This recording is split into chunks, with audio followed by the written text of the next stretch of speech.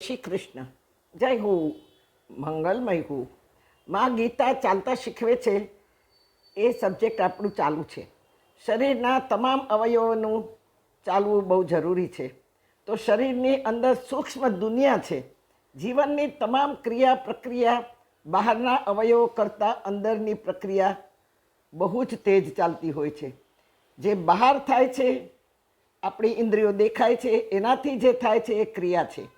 પણ અંદર જે ચાલે છે તે પ્રક્રિયા છે.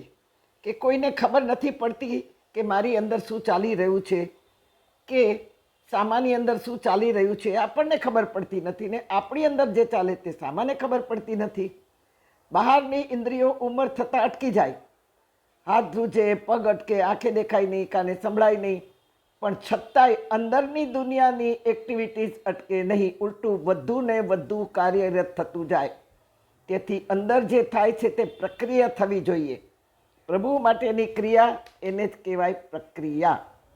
હા, પ્રભુ માટેની ક્રિયા માટે વિચારે તેને પ્રક્રિયા કહેવાય. બાકી બહારની ઇન્દ્રિયોથી થાય તે ક્રિયા. શરીર અટકે તો ક્રિયા પણ અટકી જાય. પગ ચાલી ન શકે, કાન સાંભળી ન શકે, પણ અંદરની ઈચ્છાઓ, વાસનાઓ, આશાઓ, આસક્તિઓ, આવી અદૃશ્ય વાતો છે, અદૃશ્ય ક્રિયાઓ છે, તે ઉલટી વધુ પ્રબળ થાય. બધું ચાલવાને બદલે દોડવા જ લાગે. બસ અંદરની પ્રક્રિયાને દોડતી અટકાવવાની છે. માં ગીતા તેથી કહે છે, ઈચ્છા દ્વેષ સમુત્થેન દ્વંદ્વ મોહેન ભારત.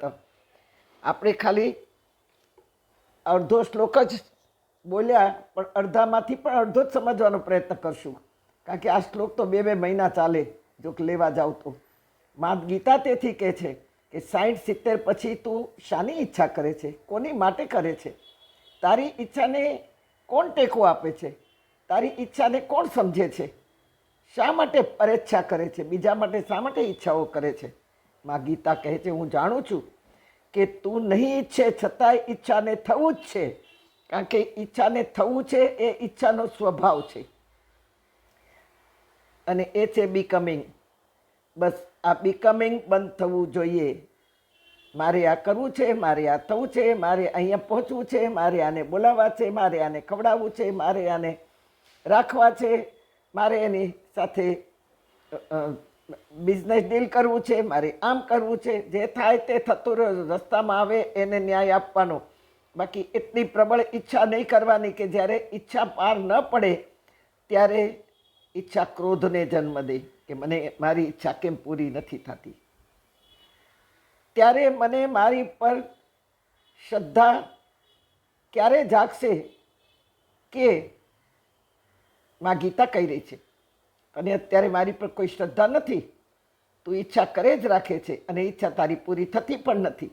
પણ જ્યારે તારું બીકમિંગ, મારે આ થવું છે ને મારે આ કરવું છે ને મારે આને બોલાવવા છે, મારે સંબંધ બાંધવો છે, આ બધી વાતો જ્યારે બંધ થશે, બીકમિંગ એને કહેવાય, ત્યારે તને મારી પર શ્રદ્ધા જાગશે. આ ગીતા કહી રહી છે, હું તારું કદીએ બુરું નહીં કરું, સદાય તારું ભલું જ કરીશ.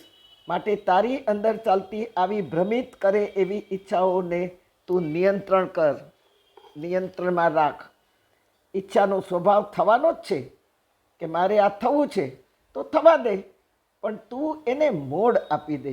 ઈચ્છા તો થશે જ, પણ ઈચ્છાને બીજે રસ્તે દોરી જા, જ્યાં પડી છે ત્યાં રહેવા ન દે.